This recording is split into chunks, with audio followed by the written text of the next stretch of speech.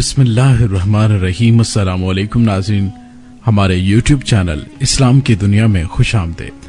ناظرین، حضرت عیسیٰ علیہ السلام کے آسمان پر اٹھا لیے جانے کے بعد عیسائیوں کا حال بے حد خراب اور انتہائی ابتر ہو گیا۔ لوگ بت پرستی کرنے لگے اور دوسروں کو بھی بت پرستی پر مجبور کرنے لگے۔ خصوصاً ان کا ایک بادشاہ دقیانوس تو اس قدر ظالم تھا کہ جو شخص بت پرستی سے انکار کرتا تھا یہ اس کو قتل کر ڈالتا۔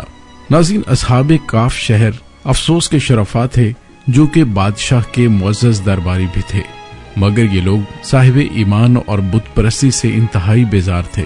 دقیانوس کے ظلم و جبر سے پریشان ہو کر یہ لوگ اپنا ایمان بچانے کے لیے اس کے دربار سے بھاگ نکلے اور قریب کے پہاڑوں میں ایک غار کے اندر پناہ گزی ہوئے اور اس کے بعد سو گئے۔ تو 300 برس سے زیادہ عرصے تک وہ اسی حالت میں سوتے رہے۔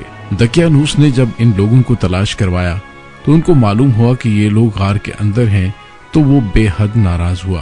وہ فرتے غیظ و غضب میں یہ حکم اس نے دے دیا کہ غار کو ایک سنگین دیوار اٹھا کر بند کر دیا جائے تاکہ یہ لوگ اسی میں رہ کر مر جائیں اور وہی غار ان لوگوں کی قبر بن جائے۔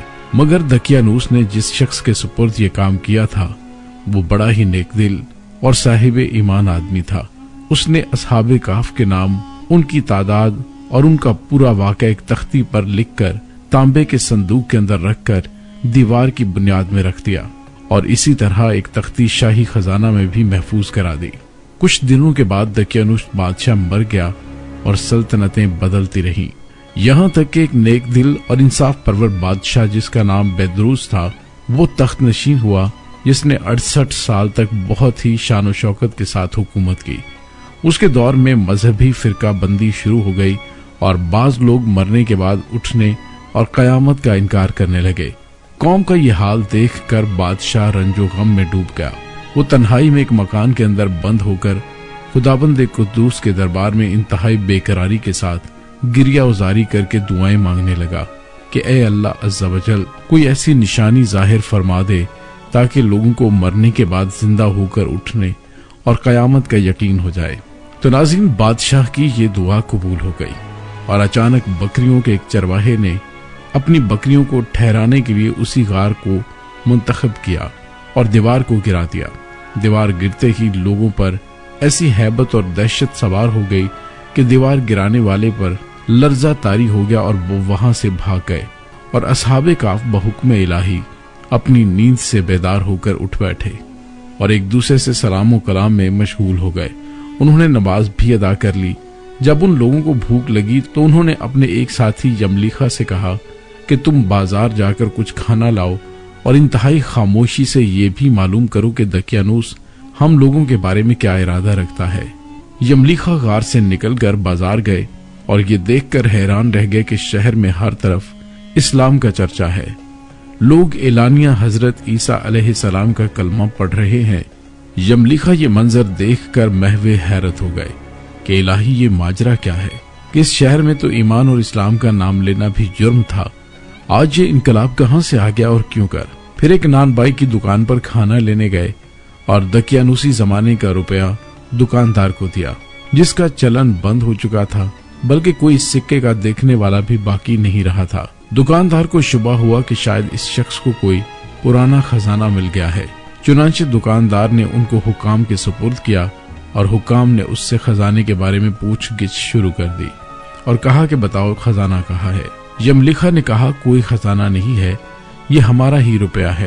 حکام نے کہا ہم کس طرح مان لیں کہ روپیہ تمہارا ہے؟ یہ سکہ 300 سال پرانا ہے اور برسوں گزر گئے ہیں، اس سکے کا چلن بند ہو چکا ہے اور تم ابھی جوان ہو، لہٰذا صاف صاف بتاؤ کہ معاملہ کیا ہے۔ یہ سن کر یملیخا نے کہا کہ تم لوگ یہ بتاؤ کہ دقیانوس بادشاہ کا کیا حال ہے۔ حکام نے کہا آج روئے زمین پر اس نام کا کوئی بادشاہ نہیں ہے، ہاں سینکڑوں برس گزرے کہ اس نام کا ایک بے ایمان بادشاہ گزرا ہے جو بت پرست تھا۔ یملیخا نے کہا کہ ابھی کل ہی تو ہم لوگ اس کے خوف سے اپنے ایمان اور جان کو بچا کر بھاگے ہیں، میرے ساتھی قریب ہی ایک غار میں موجود ہیں، تم لوگ میرے ساتھ چلو، میں تم لوگوں کو ان سے ملواؤں۔ چنانچہ حکام اور عمائدین شہر کثیر تعداد میں اس غار کے پاس پہنچے۔ اصحاب کاف یملیخا کے انتظار میں تھے جب ان کی واپسی میں دیر ہوئی تو ان لوگوں نے یہ خیال کر لیا کہ شاید یملیخہ گرفتار ہو گئے، اور جب غار کے منہ پر بہت سے آدمیوں کا شور و غوغا ان لوگوں نے سنا تو وہ یہ سمجھ بیٹھے کہ غالباً دقیانوس کی فوج ہماری گرفتاری کے لیے آن پہنچی ہے۔ تو یہ لوگ انتہائی اخلاص کے ساتھ ذکر الہی، توبہ استغفار میں مشغول ہو گئے۔ ناظرین، حکام نے غار پر پہنچ کر تانبے کا صندوق برآمد کیا اور اس کے اندر سے تختی نکال کر پڑھی تو اس تختی پر اصحاب کاف کا نام لکھا تھا، اور یہ بھی تحریر تھا کہ یہ مومنوں کی جماعت اپنے دین کی حفاظت کے لیے دقیانوس بادشاہ کے خوف سے اس غار میں پناہ گزین ہوئی۔ تو دقیانوس نے خبر پا کر ایک دیوار سے ان لوگوں کو غار میں بند کر دیا۔ ہم یہ حال اس لیے لکھتے ہیں کہ جب کبھی بھی یہ غار کھلے تو لوگ اصحاب کاف کے بارے میں اور ان کے حالات کے بارے میں مطلع ہو جائیں۔ ناظرین، حکام تختی کی عبارت پڑھ کر حیران رہ گئے، اور ان لوگوں نے اپنے بادشاہ بیدروس کو اس واقعے کی اطلاع دی۔ فوراً ہی بادشاہ اپنے امراء اور عمائدین شہر کو ساتھ لے کر غار کے پاس پہنچا تو اصحاب کاف نے غار سے نکل کر بادشاہ سے سلام دعا کی اور اپنی سرگزشت بیان کی۔ بیدروس بادشاہ سجدہ میں گر کر خداوند قدوس کا شکریہ ادا کرنے لگا کہ میری دعا قبول ہو گئی، اور اللہ تعالیٰ نے ایسی نشانی ظاہر کر دی کہ جس سے موت کے بعد زندہ ہو کر اٹھنے کا ہر شخص کو یقین ہو گیا۔ ناظرین، اصحاب کاف بادشاہ کو دعائیں دینے لگے کہ اللہ تعالیٰ تیری بادشاہی کی حفاظت فرمائے، اب ہم تمہیں اللہ کے سپرد کرتے ہیں۔ پھر اصحاب کاف نے السلام علیکم کہا اور غار کے اندر چلے گئے اور سو گئے، اور اسی حالت میں اللہ تعالیٰ نے ان لوگوں کو وفات دے دی۔ ناظرین، بادشاہ بیدروس نے سال کی لکڑی کا صندوق بنوا کر اصحاب کاف کے مقدس جسموں کو اس میں رکھوا دیا، اور اللہ تعالیٰ نے اصحاب کاف کا ایسا روب لوگوں کے دلوں میں پیدا کر دیا کہ کسی کی یہ مجال نہیں تھی کہ غار کے منہ تک جا سکے۔ اس طرح اصحاب کاف کے جسم کی حفاظت کا اللہ تعالیٰ نے سامان کر دیا۔ پھر بیدروس بادشاہ نے غار کے منہ پر ایک مسجد بنوا دی اور سالانہ ایک دن مقرر کر دیا کہ تمام شہر والے اس دن عید کی طرح زیارت کرنے آیا کریں۔ ناظرین، اصحاب کاف کی تعداد میں جب لوگوں کا اختلاف ہوا تو اللہ رب العزت نے قرآن پاک کی سورہ کاف کے اندر آیت نمبر 22 میں فرمایا کہ تم فرماؤ میرا رب ان کی گنتی خوب جانتا ہے، انہیں نہیں جانتے مگر تھوڑے۔ حضرت عبداللہ ابن عباس رضی اللہ تعالی عنہ نے فرمایا کہ میں انہی کم لوگوں میں سے ہوں جو اصحاب کاف کی تعداد کو جانتا ہوں۔ پھر انہوں نے فرمایا کہ اصحاب کاف کی تعداد 7 ہے اور 8واں ان کا کتا ہے۔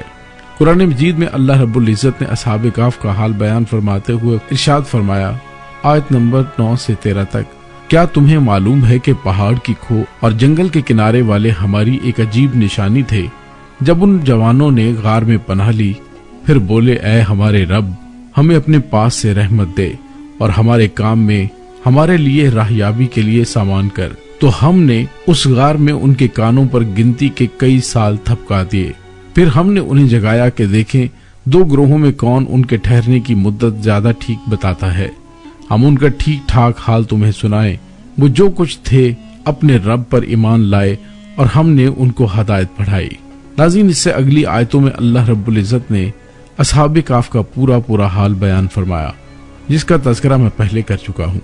ناظرین، اصحاب کاف کے ناموں میں بہت اختلاف ہے۔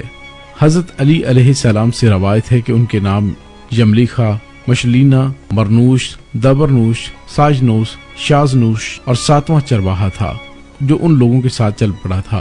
حضرت علی علیہ السلام نے ان کا ذکر نہیں فرمایا، اور ان لوگوں کے کتے کا نام قطمیر تھا، اور ان لوگوں کے شہر کا نام افسوس تھا، اور ظالم بادشاہ کا نام دقیانوس تھا۔ اور ناظرین، اس کے بعد تفسیر ساوی میں لکھا ہے کہ اصحاب کاف کے نام یہ ہیں: مکسملینہ، یملیخہ، تونس، نینوس، ساریونس، زنواسن، فلسطین یونس، اور یہ آخری چرواہا تھا جو راستے میں ساتھ ہوا تھا، اور ان کے کتے کا نام قطمیر تھا۔ اصحاب کاف کتنے دنوں تک سوتے رہے؟ تو ناظرین، قرآن مجید میں سورہ کاف کے آیت نمبر 25 میں ہے، اور وہ اپنے غار میں 300 برس ٹھہرے۔ تو ناظرین، کفار کہنے لگے کہ ہم 300 برس سے متعلق تو جانتے ہیں کہ اصحاب کاف اتنی مدت تک غار میں ٹھہرے رہے، مگر ہم 9 برس کو نہیں جانتے تو حضور اقدس صلی اللہ علیہ وآلہ وسلم نے فرمایا کہ تم لوگ شمسی سال جوڑ رہے ہو، اور قرآن مجید نے قمری سال کے حساب سے مدت بیان کی ہے، اور شمسی سال کے ہر 100 برس میں 3 سال قمری بڑھ جاتے ہیں۔ ناظرین، امید ہے آپ کو ہماری آج کی ویڈیو پسند آئی ہوگی۔ کمنٹ سیکشن میں اپنے خیالات کا اظہار ضرور کیجیے گا۔ اس کے ساتھ ہی ڈاکٹر علی کو اجازت دیجیے۔ اللہ وارث۔